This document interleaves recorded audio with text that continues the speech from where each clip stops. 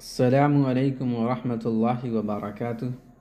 اس video میں ہم لوگ جانیں گے صدقہ فطر کسے کہتے ہیں، صدقہ فطر کن لوگوں پہ واجب ہوتا ہے، اور اگر صدقہ فطر آپ روپیہ پیسہ دے رہے ہیں تو کتنا دیں گے، اور اگر اناج دے رہے ہیں تو اناج کے شکل میں آپ کتنا اناج دیں گے۔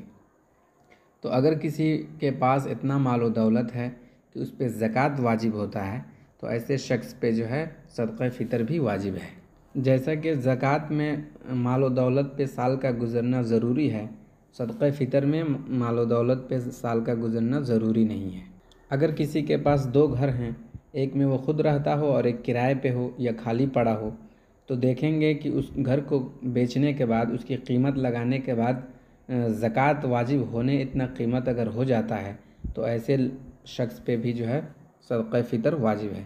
جن لوگوں کو پر جو ہے زکوٰۃ واجب ہوتا ہے یا صدقہ فطر واجب ہوتا ہے، ایسے لوگوں کو زکوٰۃ یا صدقہ فطر کا مال و دولت یا غلہ وغیرہ نہیں دینا چاہیے۔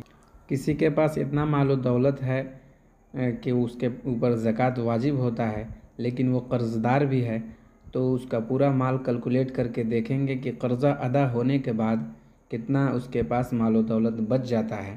اگر اس صورت میں بچے ہوئے مال پہ اگر زکوٰۃ واجب ہوتی ہے تو اس پہ صدقہ فطر بھی واجب ہوگا۔ صدقہ فطر عید کے دن فجر کے نماز کے بعد واجب ہوتا ہے۔ اگر کوئی شخص عید کے دن فجر کی نماز سے پہلے مر جاتا ہے، انتقال کر جاتا ہے، تو اس شخص کو جو ہے صدقہ فطر دینا اس شخص پہ واجب نہیں ہے، اس کے مال و دولت سے صدقہ فطر نہیں دینا چاہیے۔ بہتر یہ ہے کہ عید کی نماز کے لیے عیدگاہ جانے سے پہلے صدقہ فطر ادا کر دے۔ اگر کسی وجہ سے تاخیر ہو جاتی ہے تو عید کے نماز کے بعد بھی ادا کر دے، اس میں کوئی کراہیت نہیں ہے، اس میں کوئی نقصان نہیں ہے۔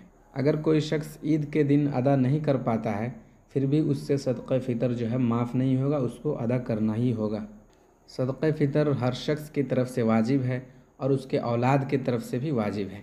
اگر اولاد بالغ ہو چکی ہے تو اس صورت میں وہ اولاد خود اپنا صدقہ فطر ادا کرے، اور اگر اولاد نابالغ ہے تو اس صورت میں اس کے والدین کو جو ہے اس کا صدقہ فطر ادا کر دینا چاہیے۔ صدقہ فطر میں اگر آپ غلہ دیتے ہیں جیسے کہ گیہوں، اگر آپ صدقہ فطر میں گیہوں دینا چاہتے ہیں تو 2.25 کلو گیہوں ہوا، احتیاط کے طور پہ 2 کلو دے دینا چاہیے۔ اگر آپ روپیہ پیسہ دینا چاہتے ہیں تو آپ اس گیہوں کی قیمت مارکیٹ میں دیکھیں گے کہ کیا ہے، اس حساب سے آپ 2 کلو گیہوں کی قیمت دے دیں تو اس سے بھی آپ کا صدقہ فطر ادا ہو جائے گا۔ اگر آپ گیہوں کی جگہ کوئی دوسرا اناج دینا چاہتے ہیں تو 2 کلو گیہوں کے عوض میں آپ جو اناج دینا چاہتے ہیں وہ جتنا ملے گا 2 کلو گیہوں کے بدلے اتنا آپ دوسرا اناج دے دیں گے تو اس سے آپ کا صدقہ فطر ادا ہو جائے گا۔